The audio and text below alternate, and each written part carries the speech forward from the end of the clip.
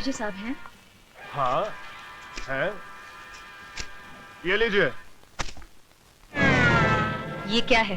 Thank you मेरी भाषा में। छोटे, लेडीज के साथ तमीज से बात करना सीखो।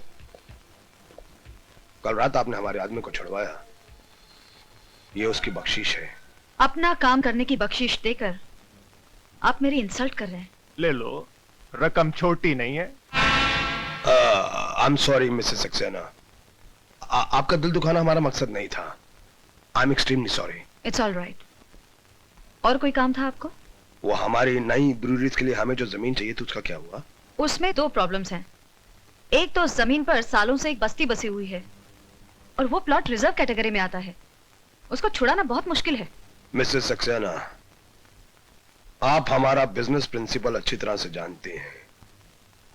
जो काम मुश्किल हो वो 2 मिनट के अंदर और जो काम नामुमकिन हो वो 5 मिनट के अंदर। Thank you very much, you can go now. Thanks. कुछ लोगों को पैसों का मजा लूटना ही नहीं आता। Nice legs but. संभल जा छोटे, तुम्हारे खर्चे और कारनामे दिन ब दिन बढ़ते जा रहे हैं। कम ऑन भैया, हमें किस बात की कमी है? बात कम ज्यादा की नहीं है, बात नजर में आने की है। ये 2 नंबर का धंधा करना है तो पैसा कमाओ, नाम नहीं।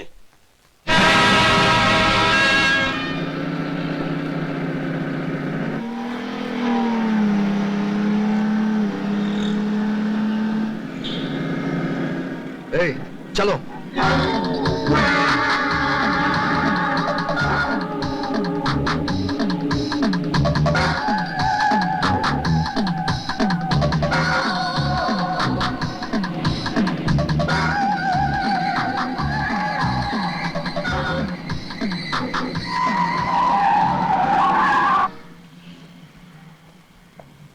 ए, आपको लाइसेंस किसने दिया?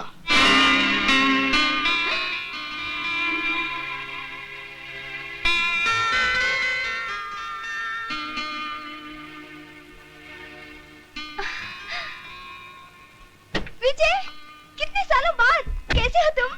So wonderful to meet you again. प्रिया। प्रिया, ये सरोद की तरह दुखी सुर में क्यों बोल रहे हो? मुझे देखकर खुशी नहीं हुई तुम्हें? मेरा हाल नहीं पूछोगे क्या? तुम कैसी हो प्रिया? चलो घर चलकर बताती हूँ। नहीं, मैं ड्यूटी पर हूँ, ऊपर से मेरी एक कांस्टेबल इधर आओ। Yes madam. जानते हो मैं कौन हूँ? Yes madam. गुड, साहब की गाड़ी घर तक पहुँचा देना। It's my order. Okay madam. चलो चलते हैं। अरे तुम्हारे पापा कैसे? अभी पता चल जाएगा। अपना सैल्यूट तैयार रखना। चलो आओ विजय। Hello daddy. हेलो बेटे।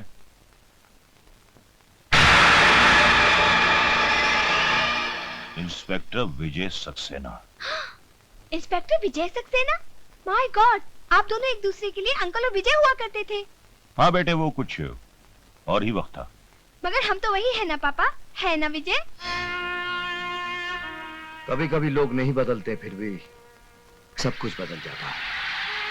हाँ तो इंस्पेक्टर विजय सक्सेना, मेरे पास किसी काम के लिए आए हो? विजय को मैं खींच कर लाई हूँ पापा। सोचा था 5-6 कप चाय पियेंगे और कुछ बातें करेंगे। मिनिस्टर साहब ठीक कहते प्रिया, मैं ड्यूटी पर हूँ, मुझे जाना चाहिए। चलो मैं छोड़ाती हूँ। नहीं बेटे नहीं, इंस्पेक्टर सक्सेना यहाँ से बाहर जाने के रास्ते तुमसे बेहतर जानते हैं। विजय को मैं किडनैप करके लाई थी पापा, और इनकी सेफ रिटर्न भी मेरी जिम्मेदारी है। चलो। Hi Priya. Hi Ashok. Vijay, he is my brother. Hello, nice meeting. Hello. चलो।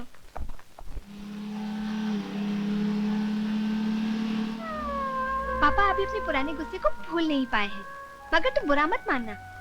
अरे भाई, जो हो गया सो हो गया। अगर यादें रखनी है तो अच्छी यादें रखना।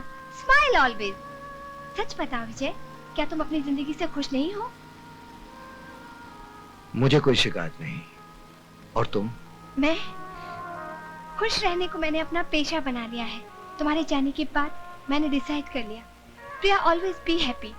जो अपने आप से खुश है उसे कभी किसी से खुशी की भीख मांगने की जरूरत नहीं पड़ती। तुम्हारी आंखों में आंसू अच्छे नहीं लगते।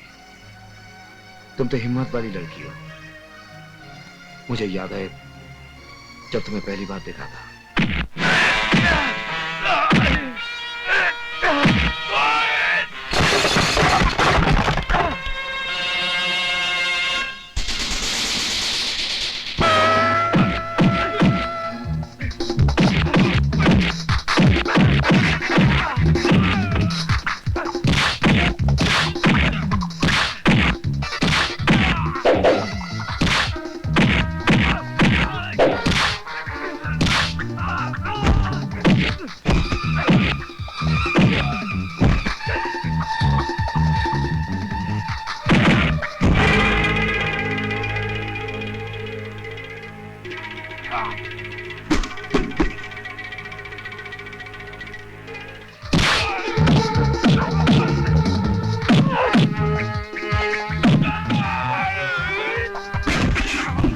अरे कैसा मत का बच्चा है दाड़ियल, अकेली लड़की को देखकर बदतमीजी कर रहे हो? हाँ,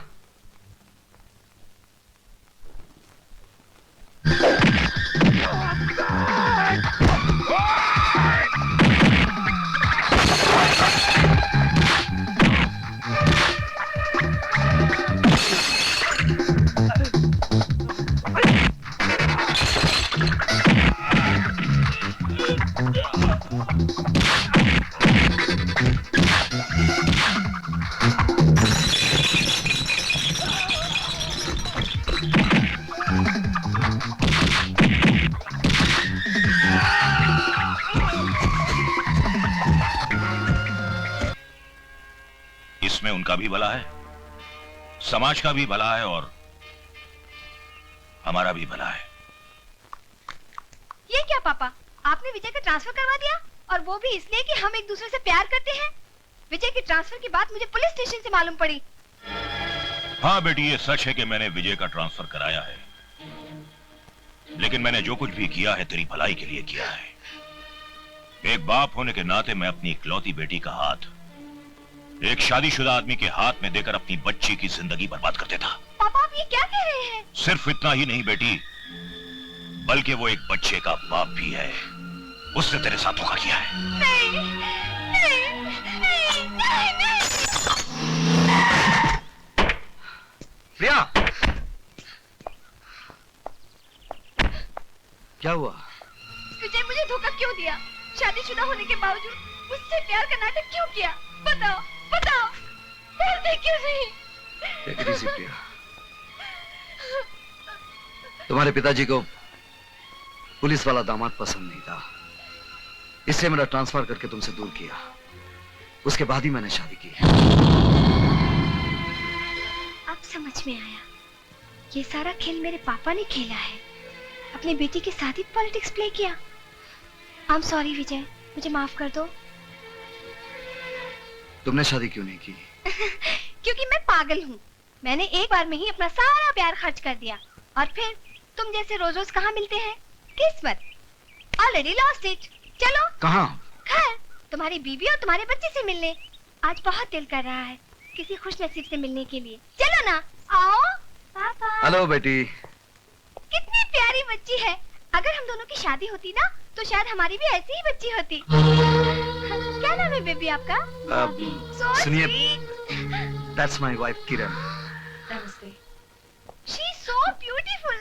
अब मैं समझी कि इसीलिए इस घर में मेरी याद तक नहीं आई होगी तुम्हें। कौन है ये?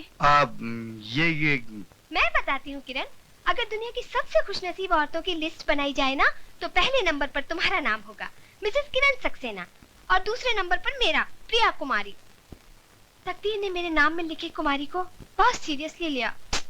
चाहा हम दोनों ने, आखिर विजय तुम्हें ही मिला। यू आर वेरी लकी किरण। किरण, ये अपने होम मिनिस्टर जी की बेटी है, कुछ दिनों के लिए आए हैं। कितने दिन रहेंगी? तुम कहो तो मैं अभी चली जाऊंगी यहाँ से। किरण मुझे गलत मत समझो, मैं यहाँ आप बीती दोहराने नहीं आई हूँ। तुम्हारी इस खुश मासूम दुनिया में तो पल सांस लेने आई हूँ बस। अगर मैं तुम्हें दुख दूंगी तो मैं अपनी ही नजरों से गिर जाऊंगी। मेरा ये मतलब नहीं था। आपका यहाँ आना मेरे लिए इतना अचानक है कि आपने इनके बारे में पहले मुझे कभी बताया नहीं। ये डरपोक क्या बताएगा किरण? मुझसे पूछो। चलो किचन में जाकर चाय बनाकर थोड़ा मुंह मीठा करते हैं। चलो। पापा, ये कौन सी आंटी है? बेटी, ये आंटी नहीं है, ये हम सबका बाप है, और हमें शक है शायद दूसरी महाभारत यहीं से शुरू होगी। अगर ठीक जगह से डाली जाए तो सारे शहर को बीमार करने के लिए इतनी सी दवा काफी है। और इसका इलाज शहर के हर दुकान में इसे खचाखच भर दो, लोगों को इसकी सख्त जरूरत पड़ने वाली है।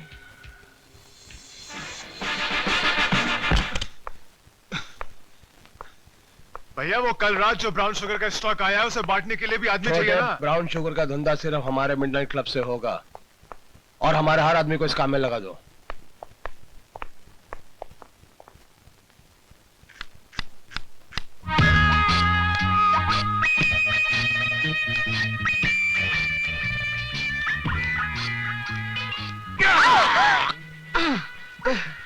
तुम? हाँ मैं। सॉरी, क्या है कि इस नाइटी की वजह से तुम मुझे अपनी बीवी समझकर गलती कर बैठे ना, राइट? हाँ वो ये नाइटी है ही इतनी खूबसूरत कि मैं खुद को रोक नहीं पाई। तुम्हारी बीवी से ही पूछकर पहनी है, यही सोचकर कि किस्मत में तो तुम्हारी बीवी बनना लिखा नहीं, तो इसे पहनकर पल दो पल के लिए तुम्हारी बीवी बन जाऊं। झूठ मूठी सही, कभी कभी झूठ भी कितना हसीन लगता है ना।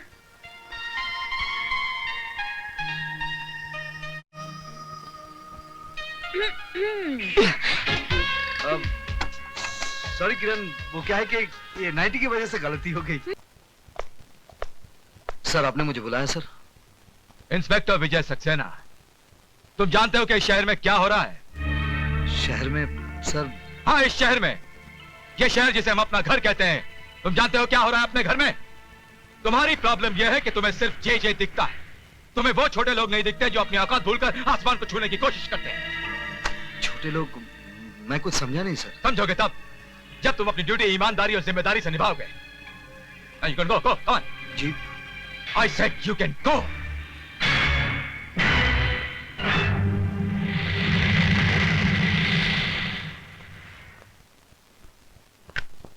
मेरा बेटा मरा नहीं साहब, मेरा बेटा मरा नहीं, उसका खून हुआ है। नशा देने वालों ने मेरे बेटे को मार डाला साहब, मेरे बेटे को मार डाला। देखो ये रोना धोना बंद करो। तुम्हारे बेटे को किसी ने नहीं मारा, तुम्हारा बेटा खुद मर गया है। अगर इसी तरह पागलों की तरह हरकत करती रहोगी तो तुम्हें पागल खाने में बंद कर दूंगा। साहब आप मुझे सुनते क्यों नहीं? साहब मेरी बात मानिए, उन लोगों ने मेरे बेटे का खून किया है। साहब मेरे बेटे को तो... मुझे बताइए क्या हुआ? अब तो धीरज ही रखना है बेटा। अब तो उन माओ को डर कर रहना चाहिए जिनके बच्चे अभी तक जिंदा हैं। आपके बेटे को जिन्होंने शिकार बनाया आप उन्हें जानती हैं? मिडनाइट क्लब के लोग हैं। माँ जी, आपके बेटे को तो मैं वापस नहीं ला सकता, लेकिन मैं आपसे वादा करता हूं आपके बेटे के खूनियों को मैं चैन से जीने नहीं दूंगा। आप जाइए।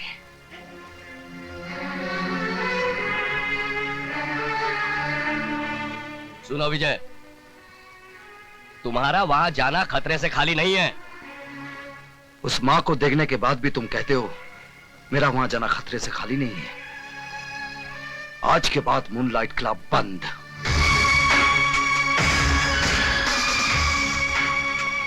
भाई सुनो, तुम जेजे के पास जाना और कहना कि रेड होने वाली है। हाँ, समझे? तुम जाओ।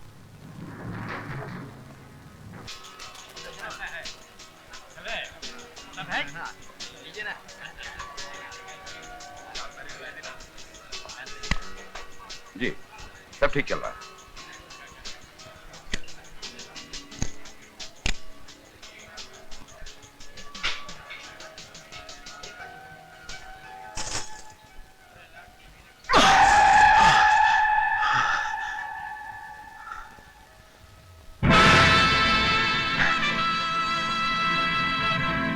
आइए इंस्पेक्टर साहब, आइए। आप भी जुआ खेलने आए हैं? जी नहीं, आपका ये खेल बंद करने आया हूं। तुम?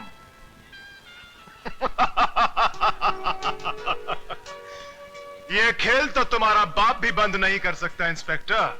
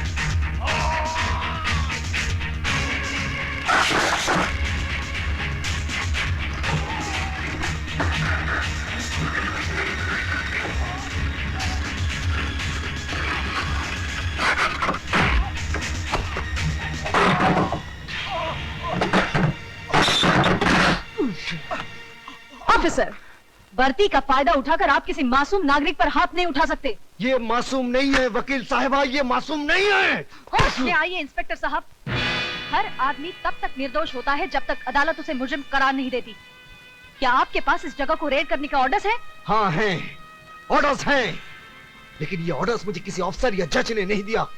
इस जगह को बर्बाद करने के लिए ये ऑर्डर्स मुझे मेरे जमीन ने दिया है, उस मां ने दिया है जिसका जवान बेटा यहाँ बैठकर जिंदा लाश बन गया, उस भारतवासी ने दिया है। आप इस वक्त शब्दों से खेल रहे हैं इंस्पेक्टर साहब।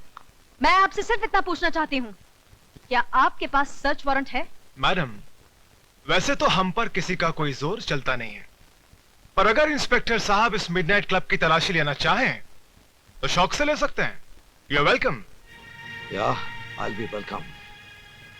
आज की बाजी तुम्हारी है बच्चे, लेकिन एक दिन यहाँ जो जो होता है उस पर से पर्दा फाश करके रहूंगा। आप कहना क्या चाह रहे हैं? हाँ, यहाँ शराब बिकती है, नाच गाना होता है, तो इन सब चीजों का लाइसेंस आप ही की सरकार ने मेरे क्लाइंट को दिया है। मिडनाइट क्लब गैर कानूनी नहीं है। ये क्लब चलाकर मेरा क्लाइंट कोई कानून नहीं तोड़ रहा है।